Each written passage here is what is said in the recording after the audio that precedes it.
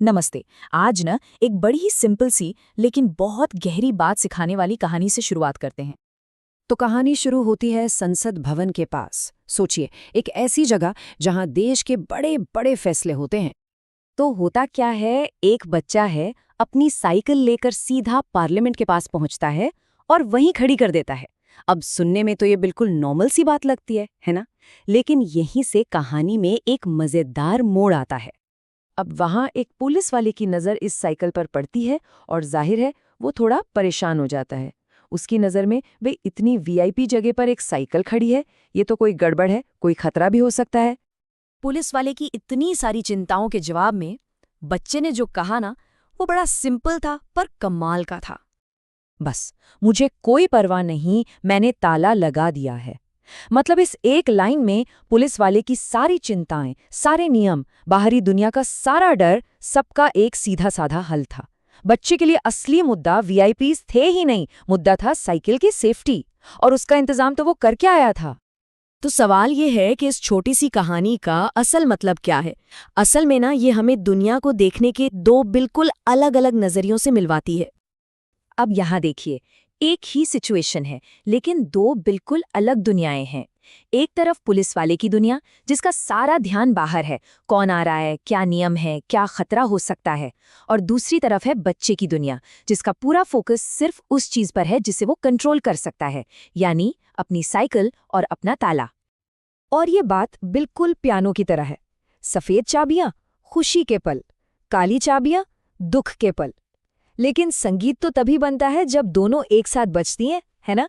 जिंदगी को समझने के लिए भी अलग अलग नजरियों की जरूरत पड़ती है। तो फिर सवाल यही है कि इन दोनों चाबियों को, सुख और दुख के इन सुरों को, अपनी जिंदगी में एक साथ, एक हार्मनी में बजाना कैसे सीखा जाए? और इसका जवाब कहीं बाहर नहीं है, वो हमारे अंदर ही है। तो चलिए, अब बाहरी दुनिया से ध्यान हटाकर जरा अपने अंदर की दुनिया की तरफ चलते हैं। देखिए, आध्यात्मिक परिपक्वता या स्पिरिचुअल मैच्योरिटी, इसका मतलब बहुत सिंपल है। जब हमारे कामों और हमारी सोच का जो सेंटर है ना, वो लोग क्या कहेंगे से हटकर हमारे मन की शांति पर आ जाता है, बस यही वो शिफ्ट है। तो जब ये बदलाव आता है तो होता क्या है?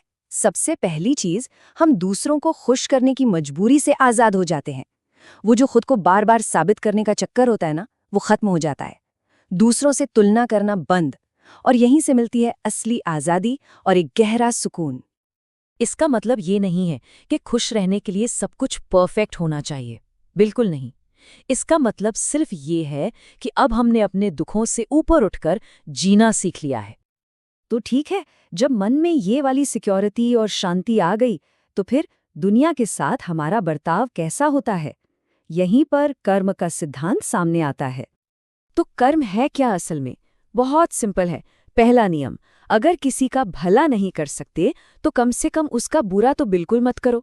और दूसरा, इसका नतीजा देखिए, हमारे अच्छे और बुरे कामों का फल ठीक वैसे ही सामने आता है जैसे एक पेड़ पर सही वक्त आने पर ही फल और फूल लगते हैं। अपने टाइम पर सब सामने आता है। और सही कर्म का इससे अच्छा उदाहरण और क्या होगा? सच्ची भक्ति सिर्फ मंदिर में देवी के लिए उपवास रखना नहीं है, बल्कि घर में जो जीती जागती माँ हैं, उनका सम्मान करना भी है। असली आध्यात्मिकता हमारे रोज के व्यवहार में ही तो दिखती है। चलिए, अब इन सारी बातों को एक साथ जोड़ते हैं और वापस चलते हैं उस बच्चे की साइकिल और ताले पर। देखते हैं कि इससे हम सबसे बड़ा सबक क्या सीख सकते हैं। ये बात तो सच है कि ये दुनिया वीआईपीज से भरी है। और सिर्फ वीआईपीज ही नहीं, ये दुनिया नियमों से, चुनौतियों से और सबसे बढ़कर दूसरों की राय से भरी पड़ी है। ये बिल्कुल वही बाहरी दुनिया है जिसकी चिंता उस पुलिस वाले को हो रही थी। लेकिन उस बच्चे की तरह हम में से हर एक के पास अपना एक ताला है। तो आखिर ये ताला है क्या? ये ताला है हमारे मन की शांति, हमारे अपने सिद्धांत, हमारे कर्म, हमारा फोकस। ये वो चीजें हैं जो असल में हमारे कंट्रोल में हैं। जैसे उस बच्चे ने अपनी साइकिल को ताला लगाया, वैसे ही हमें अपने मन और अपने कर्मों को सुरक्षित करना है।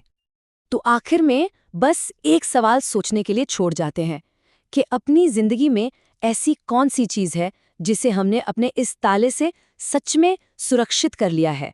वो क्या है जो बाहर के हर शोर शराबे से महफूज है? इस पर सोचिएगा जरूर।